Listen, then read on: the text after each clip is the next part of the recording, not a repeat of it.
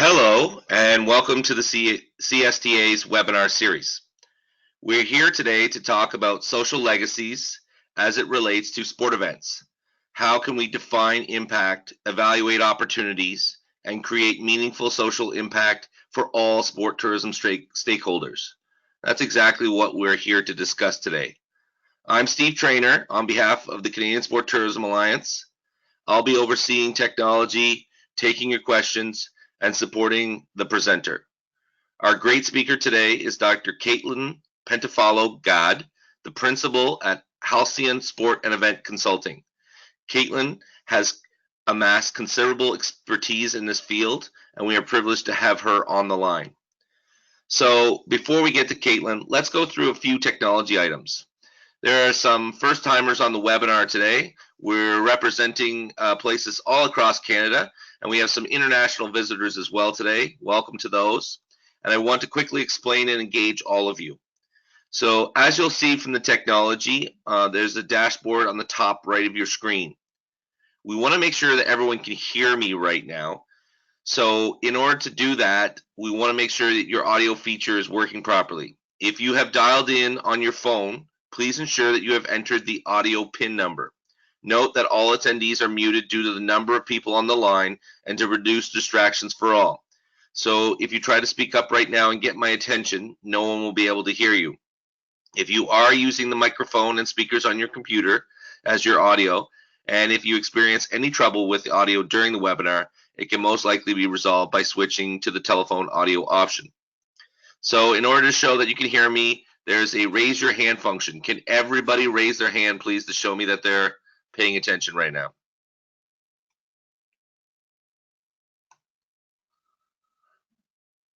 Okay, wonderful. Everyone is able to hear me. That's great. I'm going to put those hands down. And in terms of asking questions, we really encourage questions throughout the webinar. The best way to do it is to type your question in the box near the bottom of your dashboard, and I will let the presenters know we have a question when there is appropriate time to pause. If you have a technology-related question or issue, that's for me to help you out with, so please do bring those forward so we can try to address them right away to ensure you get the full experience of the webinar. And also please note we do a recording of the webinar, so if for some reason you miss any part of the webinar, you'll be able to go back and share with people in your organization as well. Handouts. We have a PDF version of the presentation. It's provided to you on the dashboard there. Feel free to download it before you leave the webinar. The presenter will be running through each of her slides during the presentation, and it's probably best that you follow along on your screen. So let's put the technology to work. We have a very interesting poll question that's going to help our speaker frame the conversation today. So I'm going to pull it up, and the question is, we want to know, what is your experience level in designing social legacy plans? So please select one. We've got very good, good, or no experience, and help in brackets because some people are feeling that right now before they go in, and we're sure that we're going to be able to help you guys. So about 67% of you have voted thus far. We're getting very close to 100% here. And we are all done. I'm going to close the poll here and announce the results. We're looking at about 55% said that they had a good experience level, 45% said they had no experience, and 0% said that they had a very good understanding. So clearly we have some people that are looking to learn more and better handle the concept of social legacies. Thank you for participating in that. So let's get started. Over to Caitlin, who will kick things off. Awesome. Thank you so much, Stephen, for that introduction, and to the CSTA for having me today. The purpose of this webinar is to talk about social legacy, what it means, what you can do as an event rights holder or municipality, and why it matters. Creating social legacies are something that's highly desirable. Events, bid requirements, and funders all but require at least some consideration of what your event will leave behind in its aftermath. But while creating social impact is highly sought after, it's also the area least understood and the most challenging to measure. In this webinar today, we'll go over what constitutes legacy and talk about evaluation techniques for capturing social value. I'll also say there's no one right way to do social evaluation, but there is a right way, one that's highly specific to the context and the outcomes you're trying to achieve.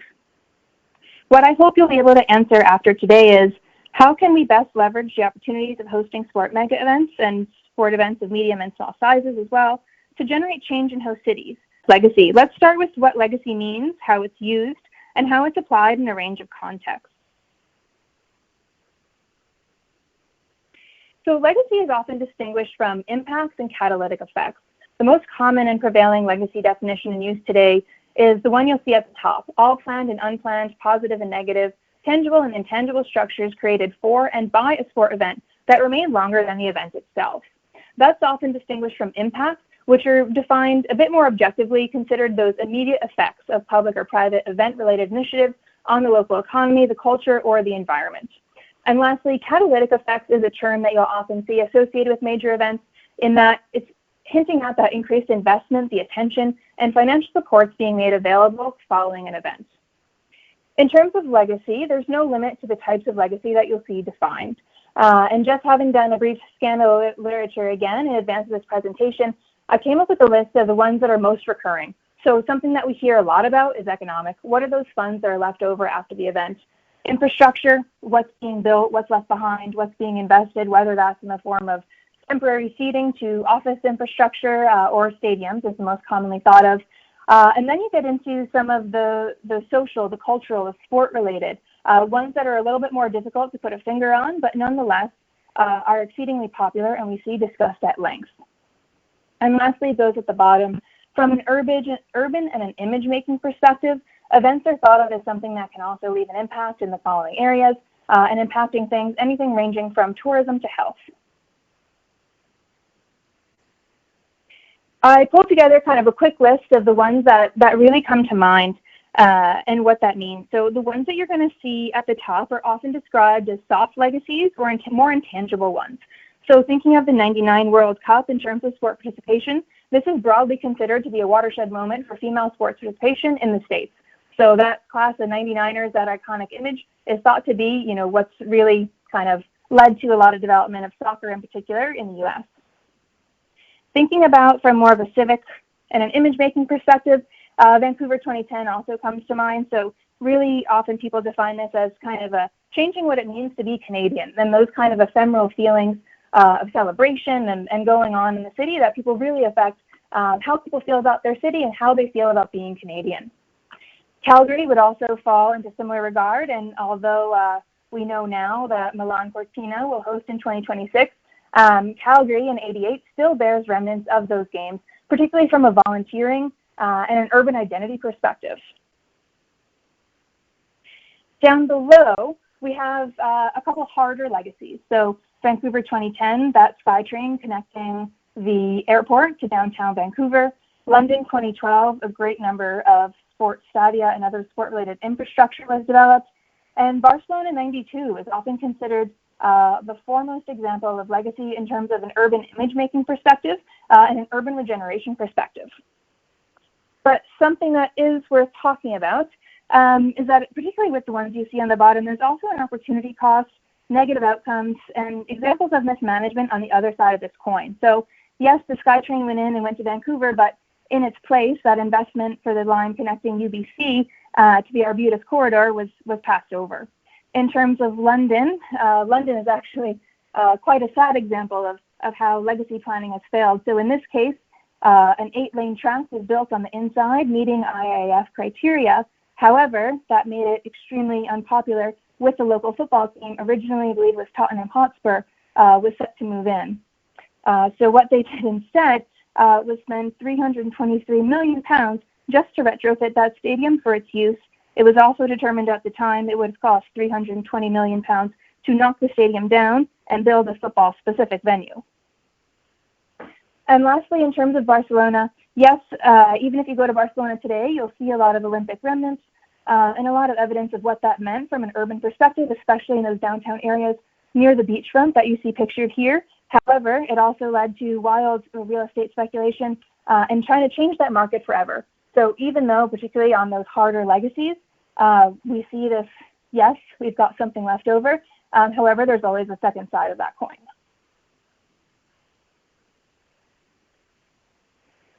One that I want to talk about a bit more today, and one that I think is likely of interest based on the people on the line, is related to more of that health, sport, and physical activity legacy. So I'll go a bit deeper into this. It's most frequently cited, and it's also particularly popular when you're considering an event that's maybe not a multi-billion-dollar budget like an Olympic Games or a World Cup, but something that we see at that World Championship, domestic championship, and of course the local level. So the first time health as a legacy concept appeared formally was during discussions in 2002. However, long-term sport hosting outcomes have since shown that that trickle-down or demonstration effect that's often anticipated from major games doesn't materialize. So the thought that, we'll have this inspirational, high-quality, best-in-the-world athlete event, and that will just kind of spur on participants, we know now that that doesn't happen. Instead, the research has systematically proven that the effects are not automatic. There's no inherent health benefit or legacy in terms of hosting major events. So in London's case in particular, it was often perceived that this was going to be a magic bullet for raising sport participation, and not just raising sport participation levels, but also leading to a healthier population. However, what we do know now is that even though these benefits are not going to be automatic, if they're leveraged appropriately, properly planned for, organized, and managed, this is something that can come about. So that's what we'll talk a bit more about. How can you leverage outcomes from events? How can you be more specific? And then how can you define an evaluation strategy that makes sense?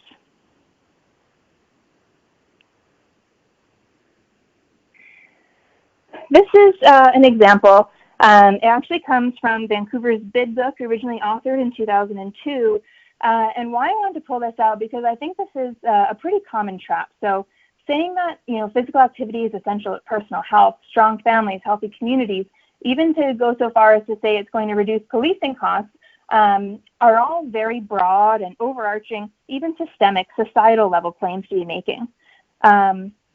So was 2010 successful in leveraging millions of dollars in the lead up to and the aftermath? Of course, and that still left a mark on Vancouver and BC that we see today. But it's problematic for a few reasons. So first, it's not really super clear how this will unfold. How will we lead to happier and healthier, longer lives for Canadians and for British Columbians? Secondly, having these such high and overarching objectives also makes evaluation near impossible. To go back to one of the most research studies, again coming out of London, it's often a misquoted representation that no previous games has raised participation levels. However, they go on to say it's not true. No one has actually collected enough evidence to support this assertion, which is not the same thing as having failed at this particular area, but no previous games have employed strategies toward raising physical activity or sport participation. So that same thing, is it just going to be this massive kind of leveraging of funding going into the sports sector, or what we've now kind of established in the research is that going through targeted and specific, well-funded, well-researched, and supported initiatives are really what lead to these legacy benefits.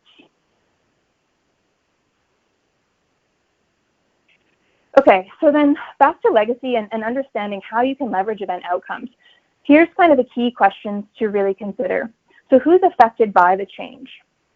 How are stakeholders impacted? And that can be anyone from the end user experiencing a program all the way up to levels of government. And then what constitutes an event-related change? So framing all of these questions in terms of what is actually being initiated, accelerated, or leveraged by the event, now you really start to think of what is the impact that my particular event is having on the community? How do I see that unfolding? And that's really what separates, those motherhood and apple pie statements, we're going to make everyone's going to be healthy, everyone's going to do sport, into something that's much more realistic and tangible and some level of actually affecting change. And that's what I think is so important when you're going about doing this. So on to event leverage. It's a concept that's almost increasingly talked about as much as legacy, but the objective of event leverage is to identify strategies that can be implemented prior to and during an event as a means of generating a particular outcome, proactively planning for the creation of event-specific benefits. So what this means is it's not, let's have the event and see what happens later, but it does engage with that proactive activity that's happening in the lead up to and during, rather than, again, waiting. It doesn't mean that I know a lot of small and medium-sized events, you might be waiting for a legacy fund to materialize, but that also doesn't mean that you need to wait until that's over and you've received those funds for that planning to start. The more so, rather than kind of a spray and pray, more so that you can be strategic and purposeful, not relying on being opportunistic or just kind of happenstance, oh, this is going to happen, I'm just going to kind of cross my fingers about it. And then the purpose of such a leveraging strategy is to serve an existing need as a means of maximizing social value. The more so that this, again, could be taken in conjunction with or parallel to the event itself as a means of generating that value, the better off and the more successful you're likely to be in terms of actually leveraging a social-related legacy.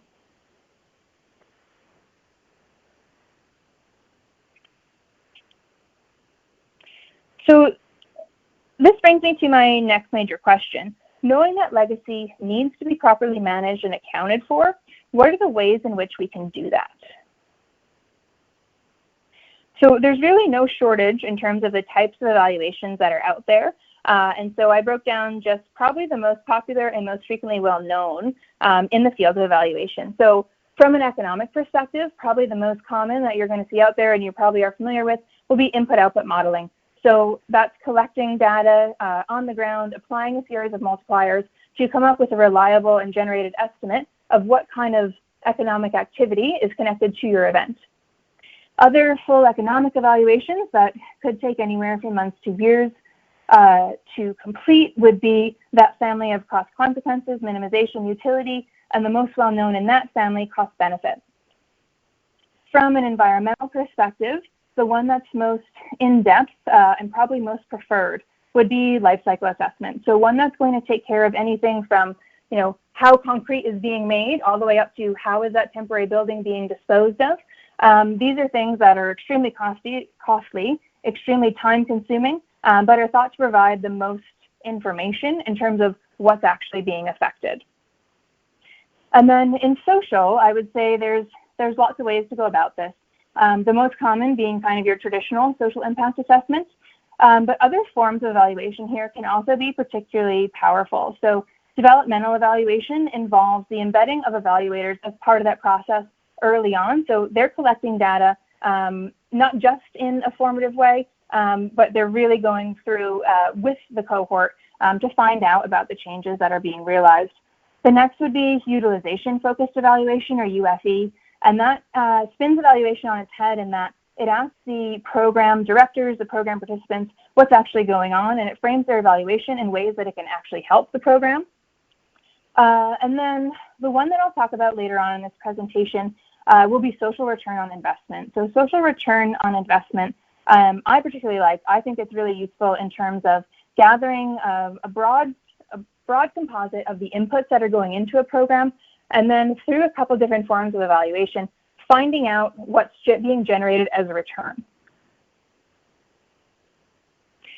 I'll also say that social evaluations, more so than economic or environmental evaluations even, they often lack standardized and simplified measures because they must be tailored to the context at hand, and they really need to meet the interests of stakeholders and funders. So if, you've got a list of, we've got to ask all these questions, the more standardized something is in the social impact field, the less useful it often is. So being highly specific and really making sure that your evaluation is contextualized, that's the most important thing that you can do as an event rights holder that's going about the process of conducting an evaluation. Caitlin, just before you go on to the next slide there, I just wanted to point out to all the people on the call that we do have, the CSTA does have templates for sustainability and from an environmental perspective. And we also have a pre and post event economic impact model as well that's for use by all members. I really liked what you had to say there about social impact and the challenges with it. Those are some of the major questions that we're getting from the chat feature so far, and I encourage all of you on the line, if you have questions for Dr. Gadd, please send them to me and I'll pass them on to her as we go through the presentation. Thank you. Awesome. That's really important to note, Stephen. And I think you should have standardized evaluation mechanisms in environmental and in economic. We're always going to need to know GDP impacts. We're always going to need tourism information. But yeah, it's that social one that's oftentimes the question mark in terms of really making sure that your evaluation is going to speak to the questions at hand.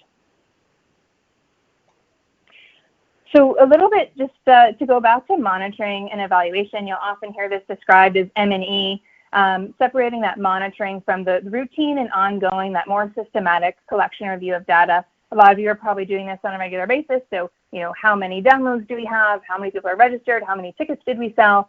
And then contrasting that with evaluation. So more of a periodic assessment of program effectiveness. And thinking about that from more of that effectiveness perspective rather than being routine and ongoing. So what does it take to conduct that meaningful evaluation practice? I would say first off that understanding what changes is paramount. Understanding the role that your event, program, or related policy plays in it will also help you tons down the road. And then understanding who's involved. So it might not just be your organization putting on this event, but likely local clubs are involved, maybe schools are involved, different levels of government, funders, sponsors. So really understanding what's at stake will help you answer the second question, is what forms of evaluation will resonate with your organization? So yes, the KPIs that you might look at with your organization on a regular basis might differ from people out in the community, from government, from funders, from your municipality themselves. So really thinking about these things will help you come up with an evaluation that's truly going to matter and people are going to read. And not that, you need to make this report that everyone's going to love, but you're providing valuable information. And I think something, I worked in sport for a long time, and I think, what sport does not as well as other industries is that we're all very passionate working in sport. We've got tons of passion and assume that other people see that as well. I see the benefits of sport in my own life. Why doesn't everyone see that? I don't really need to elaborate on this, but really thinking about proving your social value, the social merit, and what's being created by your event is going to help you in the longer term. So likely you're going to host more than one event. You might work with these organizations again. And what keeps them coming back to you, what keeps that grant funding coming in the door, is really thinking about what forms of evaluation and what forms of reporting are going to matter. This is my favorite slide, and I think it's something that's often overlooked, but something that's super important in this area is the idea of policy context. So if you're working in sport, no matter what kind of level of event or what kind of event that you're bringing, there's a policy context that's existing around us at a variety of levels. So this happens to be one for the city of Calgary, but knowing that at any given time there could be 6 to 10 to 12 policies that are also affecting this. So whether that's access to city services or underrepresented groups, there's likely a lot going on here that your organization is going to potentially overlap or dovetail with. Scaling that upwards, so from a Government of Canada perspective, there's no shortage of policies or organizations that are also working in this field. So being super aware of who it is you could potentially partner with, what that looks like, especially from a partnership or a relationship building perspective, is really important to know. So not just thinking of, oh, here's my event, I've rented out this space for it, or you're not just interacting with the city or the province for the permit or for the funding, but oftentimes sitting in kind of a broader environment of not just policies, but also organizations. Okay, so developing indicators. This is something I do a lot and I love talking about. And I think it's one of the areas where we all glaze over. It's not super flashy, it's not super exciting, but in terms of creating robust mechanisms for social evaluation, particularly around impact from events or around legacy, spending your time thinking through this, really testing it and understanding is going to help you a great deal in the long run. So probably the one that I would say 80% of people are going to use is going to go right to a process indicator. So a process indicator is pretty straightforward in that it's an indicator or implementation of activity. So this is going to start with a number. It's going to be a number of volunteers registered, number of people signed up, number of tickets sold. I think where this kind of sells you short in terms of delivering on your social impact or legacy story is that we don't really know. You get to a bit of so what? We have 100 volunteers. Is that good? Did we want 10,000 volunteers? If you were hoping to double the number of volunteers, something like this might be worthwhile. But if you're actually hoping to do something that's going to create a much broader and bigger impact, that indicator isn't going to work for you. The next one up on the scale of complexity would be an output indicator. So this one is an indicator of whether activities have generated results. So something like this might be the number of coaches achieving certification. And I would also classify this one as more of a monitoring piece rather than an evaluation piece. An outcome indicator will be next up. And that indicates whether activities or outputs have led to achievement of what it was they're trying to do.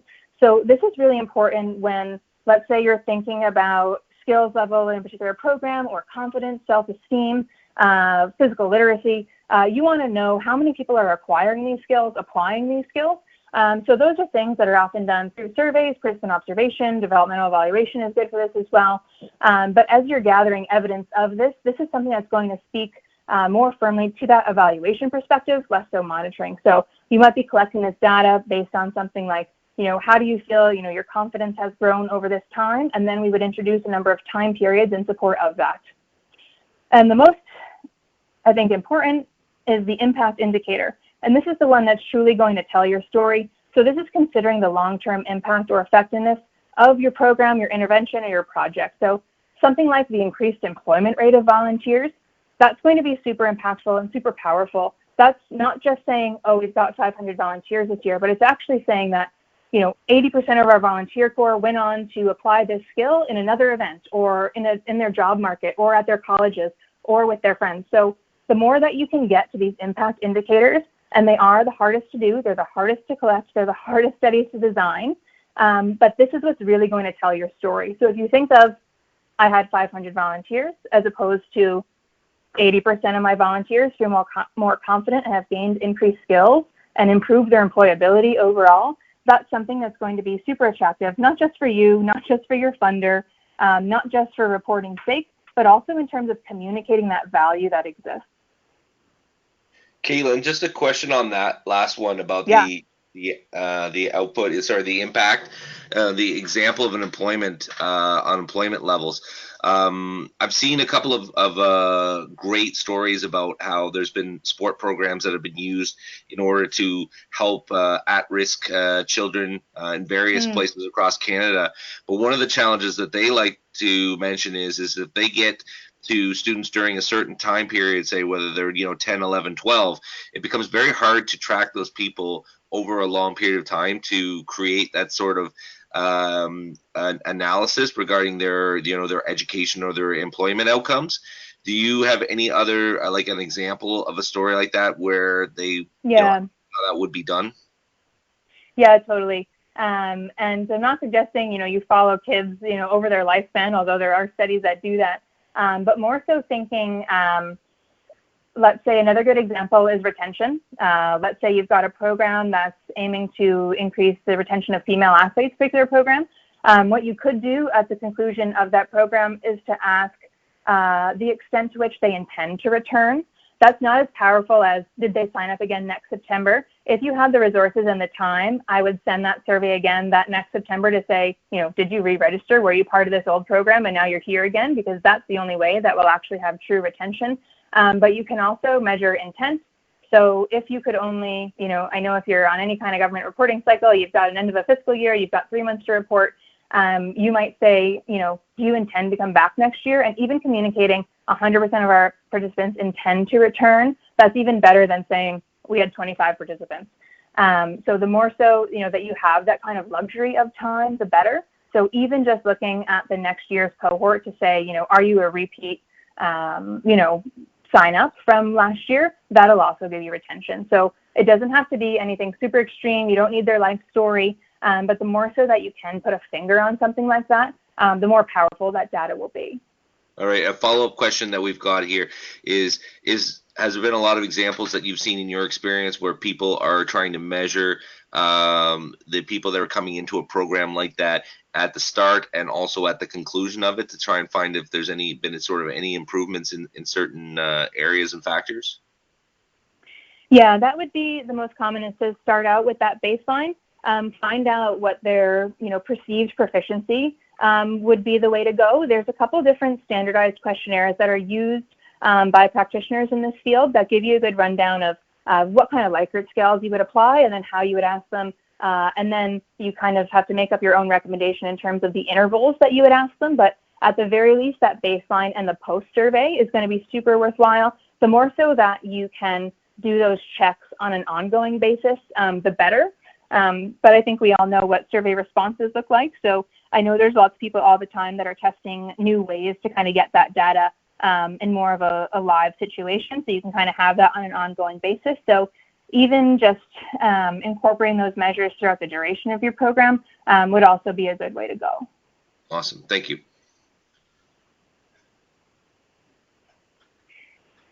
Okay, so the next, probably the most popular acronym around KPIs would relate to developing indicators. So that SMART kind of acronym. So I think people hear it a lot, but it's also really thinking about, if it's specific, what does that mean to me? Can I really operationalize this and make it visible? Is it measurable? So is it something that can be counted, observed, analyzed, tested? In terms of achievability, what changes have come from your program? And I'll also talk a little bit at the end about attribution, but do you know what's actually happening as a result of your program that you can separate? Then relevancy. Is it a valid measure of the results or whatever outcome you're going for? And of course, time bound. So can you track it in one, a cost-effective way, but two, within a set frequency period? So oftentimes people say, okay, so long as it's a SMART indicator, this is going to set you up for success. That's really good. However, you can also have SMART indicators that, if considered absent of context, are not super worthwhile. So an example I can give you on this is, for 3 years, I worked on the Olympic Games impact study out of UBC, the Center for Sport and Sustainability, and I wound up writing my PhD on 2 indicators. One of them was, in fact, a SMART indicator. The IOC had asked us to investigate the square footage added or removed as a result of the Olympic and Paralympic Games. So if anyone on the call is from Vancouver, you might have an idea where this is going to be, so specifically that village at Southeast Falls Creek. However, we could go through the developer's plans, we could come up with all those calculations, and we could do that total measurement. And if I told you there was 10,000 square feet, would that be good? Would that help you understand the change that took place as a result of this? Unless you're a developer or someone super well versed in the social housing context, it probably wouldn't be super meaningful. So even if you have a SMART indicator, if it's absent of the broader policy context, that's not super helpful. So that indicator in this case was a square footage of social housing added or removed. If you go through very carefully, as one does in grad school, only 23 units at the Southeast Falls Creek Village actually went to social housing. So knowing what went on, not just what was built or what was intended, is really what rounds out that evaluation. So not that you need to go and do a good amount of grad level research on any of these things, but really think about this in terms of, if I say 500 volunteers or 10,000 square feet, is that going to resonate? And what story is that telling?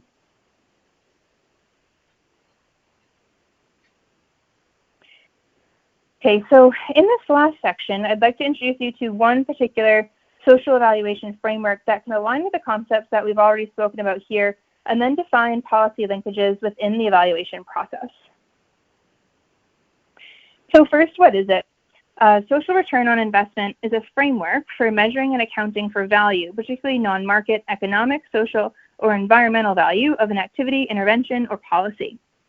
This has been applied primarily in the UK through organizations including the Active Communities Network, Sport Industry Research Centre, London Sport, and a host of other community-level applications. Why this, I think, is so compelling is that it communicates outcomes achieved using monetary values. So this is taking all of those indicators, all that evaluation, and translating it in a way that is what's likely to resonate primarily with your funders, also with your government, is converting that into a financial proxy. What I think I like the best about this SROI methodology is that it provides structure in terms of how to approach a wide array of stakeholder groups with emphasis on the outcomes and change experienced by the end user. So really thinking about who's benefiting from that program, what's taking place, what are those activities. I think it really focuses really well on that, but also takes into account a range of stakeholders from that end user, that participant in your intervention, all the way up to levels of, potentially federal government. So you really got kind of a broad look at what's taking place. This is a graphic I grabbed from a report coming out of Sheffield Hallam. This is not something that I would ever expect you would recreate absent of a lot of funding and a lot of time. But what they did was to truly look at what was being invested into sport. So through Sport England, through UK Sport, through their local authorities, and then assessing all these things against those outcomes. So if we know that health, sport, physical activity is linked to these health benefits, there is a way that we can quantify that. So what is the cost of someone that has an extended hospital stay? And what does that really look like? So this, again, is a study at a ton of depth and a ton of research is behind it, so not something you'd likely use, but in terms of really conceptualizing what's going in and what's going out of the system, it's something that you can see. And what SROI often winds up with is a ratio.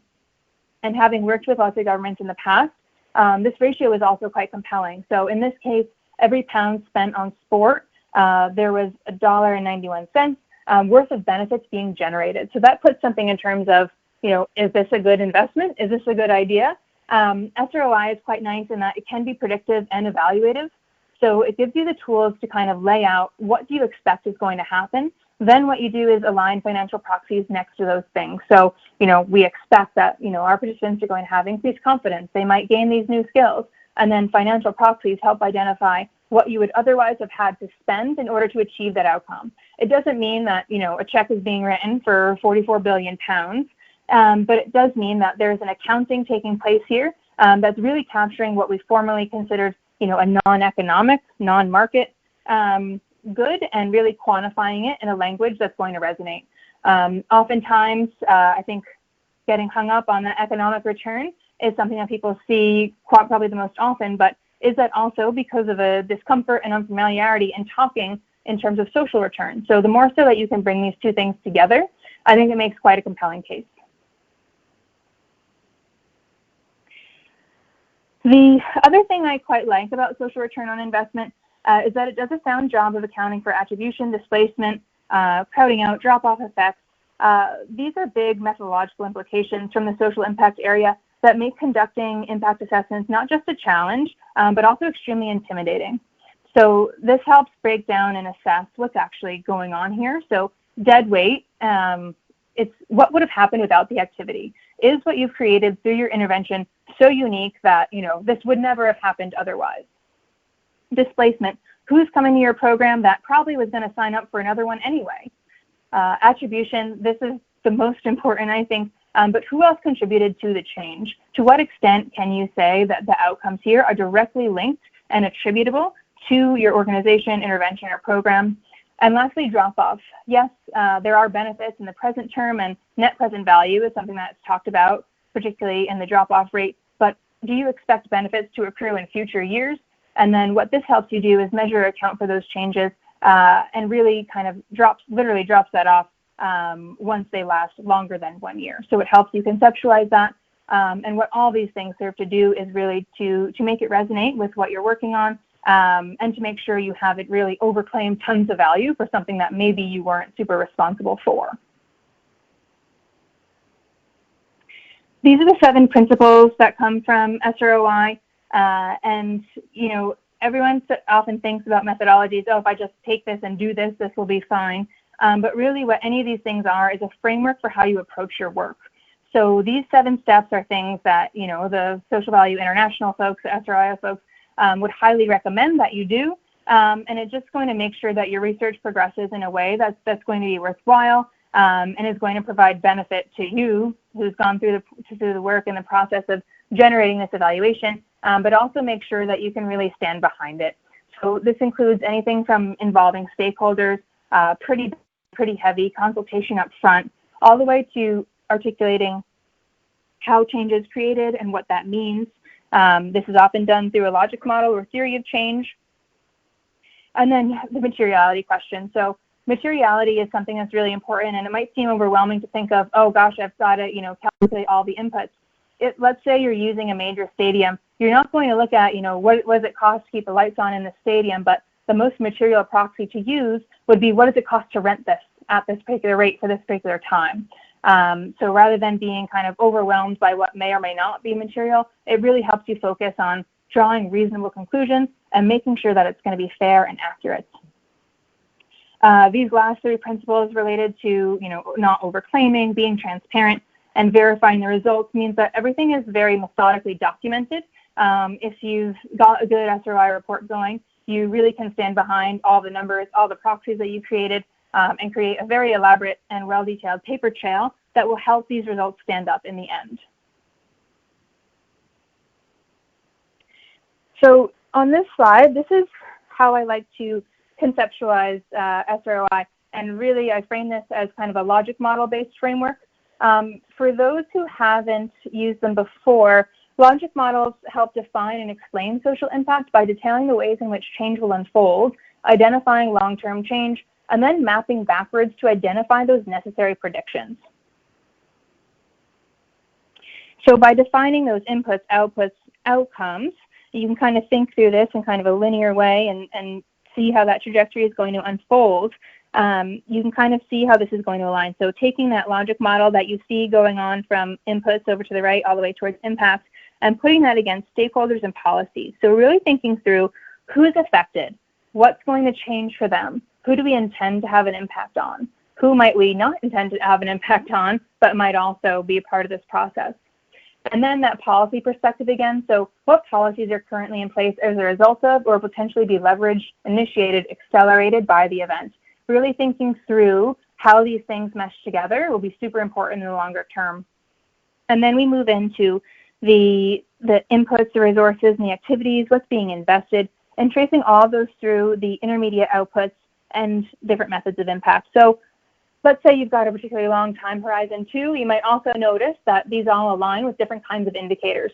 So along the way, you can track how many people have registered. You can track how many people successfully achieve that training, and the list goes on. But you can really think about what the end you have in mind is.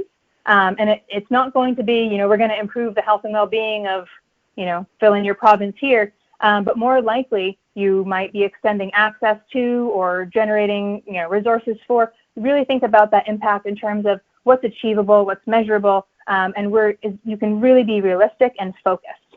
So the more targeted and specific that you can be, the more proactive that you can be, the more likely you are to affect change in this area.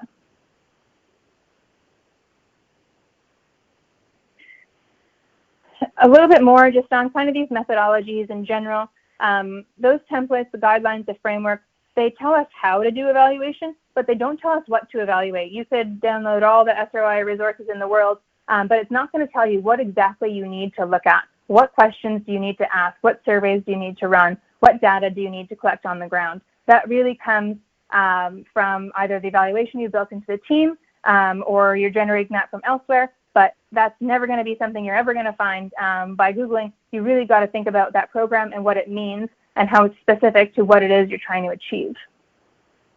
Any kind of indicator-based impact assessment can and should be used as part of any evaluation process. So be those input, activity, output, or impact indicators, it still all needs to be contextually driven and sensitive to local, regional, and national policy context.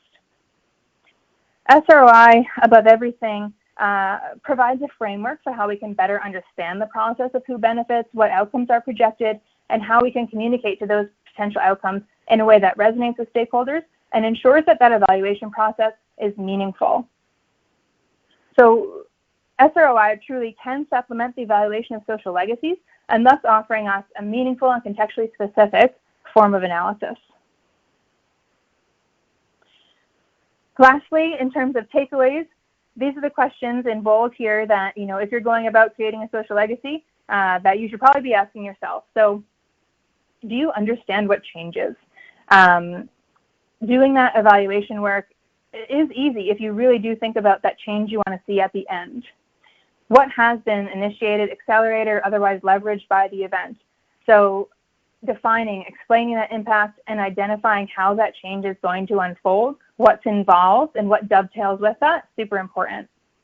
If your event is successful in leaving behind a legacy, what's that going to look like? The earlier and the more proactive you can be in this process, ideally from the bid phase, the better. And lastly, social impact, legacy evaluation, they don't operate in a bubble. It's not just this one event that had this one impact. It's got to align with existing policy, existing programming, and community level initiatives. So rather than thinking, your event is going to parachute in, leave this, great legacy behind, parachute out, often doesn't work like that.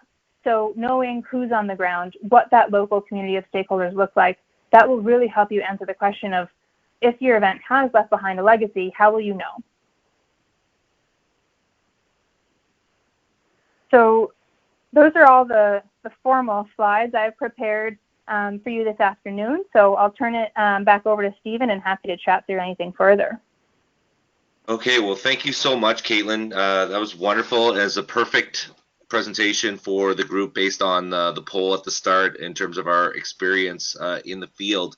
The first question that I have for you is with regards to different type of funders. And I'm sure in your experience, you've dealt with both government at the municipal, provincial, or federal level, and you've also probably dealt with other funders, whether it be nonprofit or foundations that sort of work in the social impact field. So can you give us a sense, in your experience, if possible, what is the level of interest in social impact and social impact studies for these different kind of funders? And is there any difference if you're looking to put together a social impact study or analysis for a McConnell Foundation or one of those private foundations as opposed to government? Yeah, great question. I think if you're lucky enough to work with someone like McConnell or Trillium, they truly understand kind of the changes and evolution that's going on, whether that's in terms of design thinking or social innovation. And so the questions that they might ask you might be probing a bit more at this level. It's not to say that other questions and indicators aren't valid, but let's say you have a sponsor, they might be interested in something as straightforward as how many kids came. I just need to tell back up to my CSI representative, tell us that 850 kids came. That's it. You might also see that, let's say you're working with a professional league, they might be more interested in, again, that number of participants, how many bags did we hand out, how many people came through the gates. I think governments are increasingly inclined to look at the impact that sport is having beyond those mere monitoring gauges. They do want to know what impact that it's having, but really kind of the common denominator, let's say you're a big government entity or a big nonprofit and you're looking at 800 different grants. Sometimes they are going to ask you, I need to know how many coaches you trained as a result of this.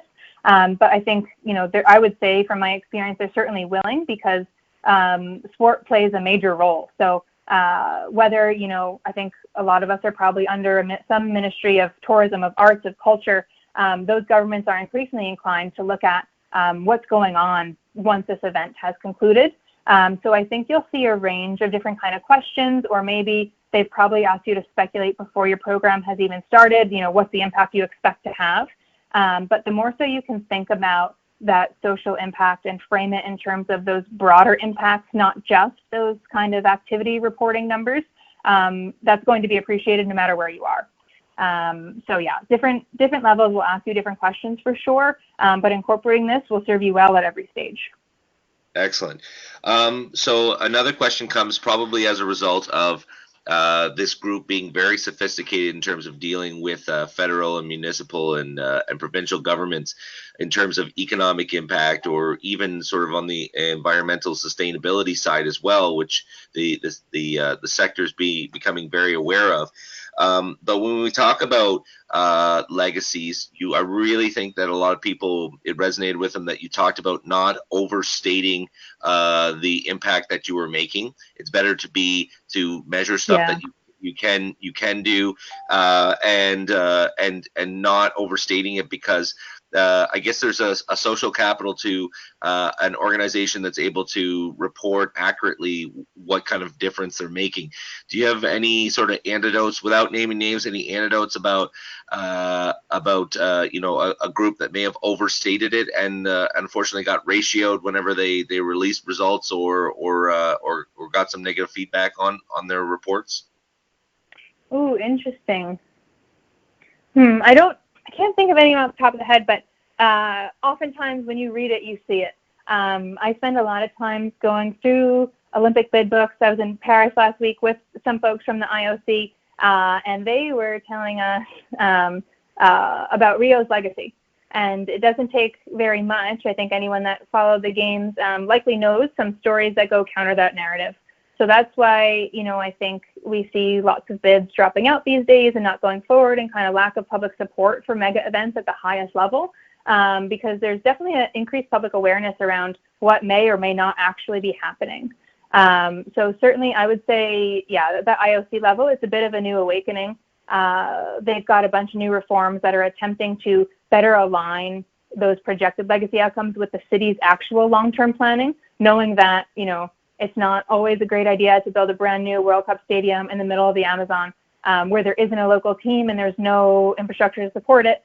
I would say I've seen it the most at that level of this kind of awakening and awareness of this might not be a great idea. On the other hand, I think there's a lot of, if you look at the World Championship level, anything that's being handled quite locally, you're going to see, I think, much more of an awareness. So on that note too, I think the more so that you can involve local stakeholders from the community, so rather than being that organizing committee that's shuttered away somewhere, not really in touch, the more so that you can bring in local groups, provincial sport organizations, disability sport organizations, recreation centers, the better off that you'll be. So really, I think that's what sets apart the small and medium-sized events from the mega events, is truly being in touch with the community. Yeah, and I think for most of us that were taking part in our Congress last year, Mary Moran of the 2026 with Calgary, she spoke to the fact that it's one thing to have, you're going to have detractors for hosting major games because they're opposing it for the sake of opposing it.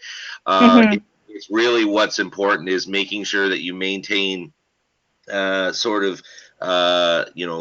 your group that's in favor of it from not overreaching what the benefit would be. So I thought that was a really good point from her, and I would agree with that. Yeah, I loved her talk. Yeah. And so another question that's coming here, guys, we got time for a couple more questions, but I think this is a really good one. There's a lot of people on the call that want to go back to people within their groups or their stakeholders within their community and really pitch more work into the field of social impact. So what would you say are the first steps for a local champion to form work in the social legacies field or the social legacies and impact evaluation field? Yeah, good question. I think the first step is to really think about the data that you're collecting. And I don't mean to say, go out and, spend $1 million on a database, but really think about what it is that you have at your disposal right now and what is that information telling you. So if it is membership, if it is registration, think about the resources at hand and what you could either ask that membership, ask those stakeholders, and really kind of immerse yourself in what that data is telling you. So again, it's not just like a database, but also data is conversations. Data is, of course, qualitative. So the more so you can be involved with what you have, I think that really tells a good story. There's a lot of good resources, too, and this is why I prefer social return on investment to lots of other methodologies, is that it also puts it in plain language. Not everyone is going to have a unique data and evaluation team on site. Oftentimes, this is embedded as part of other roles. But, yeah, the more so that you can spend time at the front end. And I would also recommend going to your bid book. So if you've either put in funding at any level or asking for funding for whatever event it might be, really thinking through what are not just the requirements, but what is being asked. So if it is something that's coming out from a cultural grant or a sport branch of a government, what's their interest? What are they looking to do? And that often tells you the direction that they'd like to see their events going. So that could tell you anything from, what kind of equipment might we be leaving as a legacy to what kind of training do I hope to install. And I think one of the most important things to think of too is that you might not have, $300 million to invest in sport after your event. It's much more likely that you'll have a modest pool of money that you're going to do something smart with. So the more so that you can think of these things as early as possible and creatively as possible, the better off you'll be. So immersing yourself in whatever data you do have available, thinking through what funders are pointing towards, looking for, or might otherwise have available through resources, through their own websites, and then lastly, getting involved as early as you possibly can, and really thinking through, if this event were to be successful for my community, what does that mean? So sometimes it's, it's this increased awareness. Sometimes it's, you do want to invest in, I've even seen everything from, phones after a major tournament being sent somewhere that they can make a big impact, to job skill training, things that you might not even be thinking about, but can nonetheless be incorporated in your event. Okay, final question, follow up to that question. You're in the elevator with someone of influence. You try to make an influential pitch to them. Would you focus on the fact that the intentionality of social impact and doing this in a concerted, intentional manner actually can lead to better outcomes from hosting these types of sport events? Yeah, I think being as intentional as you can up front, and really kind of putting your money where your mouth is, I think that's certainly what I would do in the elevator. That it's not just about bums and seats, it's not about tickets being sold, but that you are thinking about the longer term. And sometimes that can mean awareness, sometimes that can mean exposure to new activities. I think the most creative legacy outcomes that I've seen have leveraged what's going on in a way that's super powerful in their communities. And sometimes it doesn't take a lot. It doesn't take a really big investment. But yes, defining that intentionality, what you're looking to do and how you intend to deliver on that can be super compelling. So not overclaiming, being really transparent about what you're going to do. You're not going to bring about world peace, but that there is an impact that you're looking to have, and here's how you're going to do it, is definitely a compelling case to make. Perfect. Well, that was an excellent pitch, Caitlin. Just as a wrap up here, I want to thank everyone for the participation today. This was a great topic, and we had a wonderful speaker. Thanks, Doctor. Our schedule in terms of the next webinars, our next webinars are going to take part in the fall. We'll be reaching out to you guys that have been supporting our webinars throughout the season about ideas and topics that you want to see for the fall. So please make sure that when we reach out to you, you get back to us and give us an idea, or feel free to reach out and send me an email with your ideas for what you want to see. And we hope that you come back and support us in the fall, rested, sun-soaked, and excited to learn. Just a note that I will be sending this presentation along with a copy of the recording for your reference and to share with your organizations. I think this was a really, really helpful webinar, a really great topic. We had a really great speaker, so thank you to everybody. And I'm going to wrap it up. Thank you so much, and have a great summer, everyone.